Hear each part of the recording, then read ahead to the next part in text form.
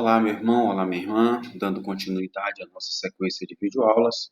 Eu sou o professor Roberto Silva e te acolho em nome da comunidade Anunciadores do Reino. Vamos pedir as luzes do Espírito Santo para dar continuidade ao nosso estudo. Vinde, Espírito Santo, enchei os corações dos vossos fiéis e acendei neles o fogo do vosso amor. Enviai, Senhor, o vosso Espírito e tudo será criado, e renovareis a face da terra. Oremos. Deus, que instruíste os corações dos vossos fiéis com a luz do Espírito Santo, fazei que apreciemos corretamente todas as coisas, segundo o mesmo Espírito, e gozemos sempre da vossa consolação. Por Cristo, Senhor nosso. Amém. Em nome da Trindade Santíssima, o Pai, o Filho e o Espírito Santo, estamos juntos e continuaremos. Muito bem, dando continuidade à nossa sequência de videoaulas, hoje nós vamos ver a inspiração bíblica. Bom, fé e razão são os elementos indispensáveis para todo e qualquer estudioso da Bíblia. É preciso a gente ter fé, mas é preciso a gente balizar a nossa fé com a razão. É preciso a gente ter a razão, mas é preciso a gente iluminar a nossa razão com a fé. É como um pássaro com duas asas. Pássaro, para voar, ele só voa se tiver as duas asas. A asa da fé, a asa da razão. Aqui é uma alegoria que eu estou fazendo para que a gente entenda como é importante a gente balizar o nosso estudo com fé e com razão. Existe um documento do Papa João Paulo II, uma carta encíclica, chamada Fé e Razão. Está escrita em latim, o título apenas em latim, Fides et Ratio, que significa fé e razão. Eu recomendo a leitura deste documento, porque ele nos ajuda a compreender que para fazer estudo bíblico, a gente não pode se aproximar das disciplinas bíblicas apenas com o olhar da fé. É preciso que a gente balize a nossa fé com a razão. Então eu recomendo que vocês entrem na página da CNBB, na página do Vaticano, que eu aponto aqui o caminho, e baixar e ler esta carta encíclica do Papa João Paulo II sobre a fé e a razão, que são necessários para o estudioso da Bíblia. Façam isso que vai ser de bom proveito para todos. Então, há uma afirmação sobre a Bíblia que diz que tanto cristãos quanto judeus reconhecem este livro como palavra de Deus inspirada. Então, se judeus e cristãos reconhecem a Bíblia como palavra de Deus inspirada, vem a pergunta: o que seria então inspiração? E é isso que nós vamos falar de maneira breve aqui nesta videoaula. Bom, o Espírito Santo de Deus é quem ilumina a mente do autor humano para que esse autor humano possa, com os dados da sua cultura religiosa e profana, transmitir uma mensagem que seja fiel ao pensamento de Deus. Deus escolhe e capacita as pessoas para uma missão. Ele não escolhe os capacitados, ele capacita aqueles que escolhem. Mas é sempre o Espírito Santo de Deus que ilumina para essa missão, que conduz, que guia para a missão. Esse autor humano, escolhido para transmitir a mensagem de Deus por iluminação do Espírito Santo, é chamado de agiógrafo. Então, o autor humano chamado por Deus para transmitir uma mensagem, que recebe aquela inspiração e que põe aquilo por escrito, ou que divulga de viva voz, ele é chamado de agiógrafo. Então o Espírito Santo fortalece a vontade, fortalece as potências executivas do autor humano, para que ele realmente escreva aquilo que ele percebeu, com fidelidade àquilo que é o plano de Deus. Ok? Então, dessa forma, a mensagem e as páginas que se originam são todas mensagens humano-divinas.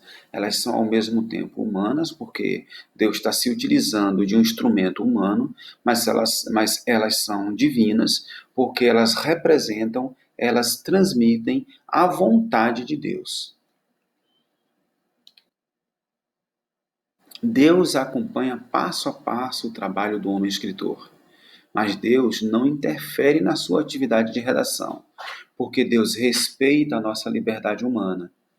E respeitando a nossa liberdade humana, Deus nos capacita e nos deixa livres para registrar e exercer a nossa atividade de transmissão da palavra, seja ela por via oral ou seja por forma escrita.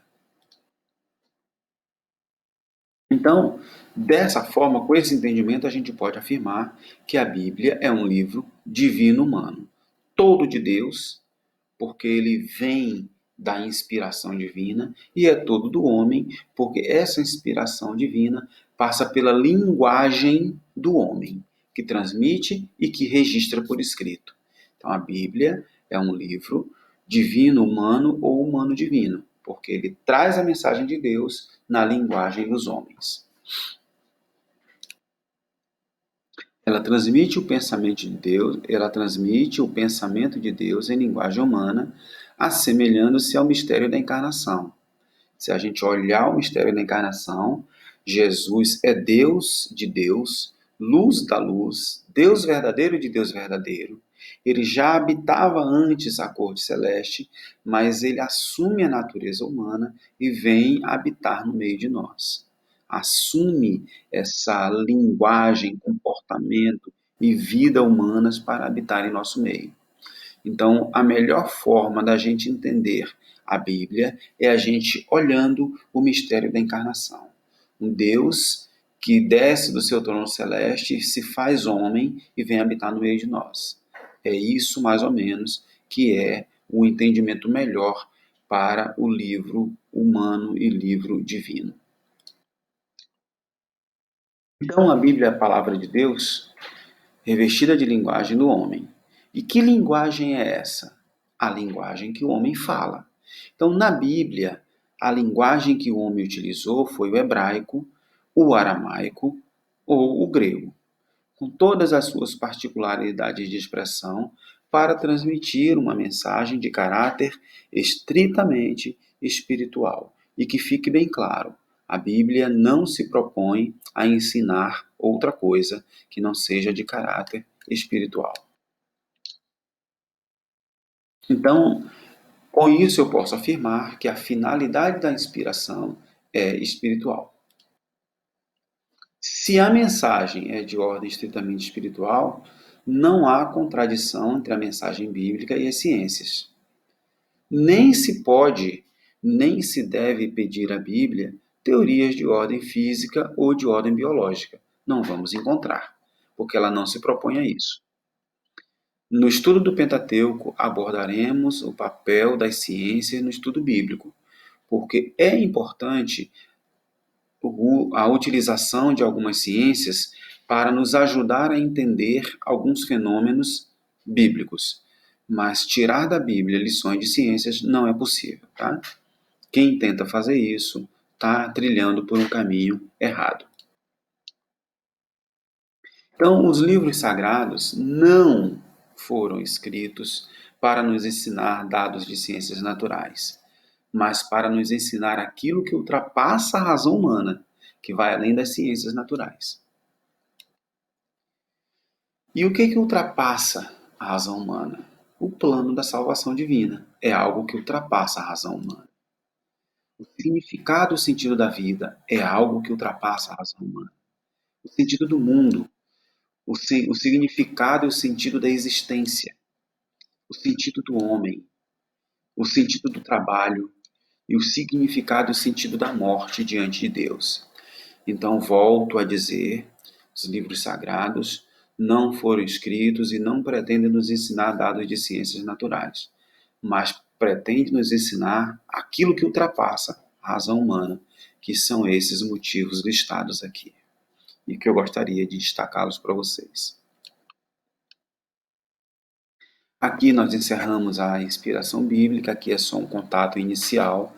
Nós vamos mergulhar de cabeça e aprofundar conhecimento nesse universo, mas por hora é somente esse dado primeiro.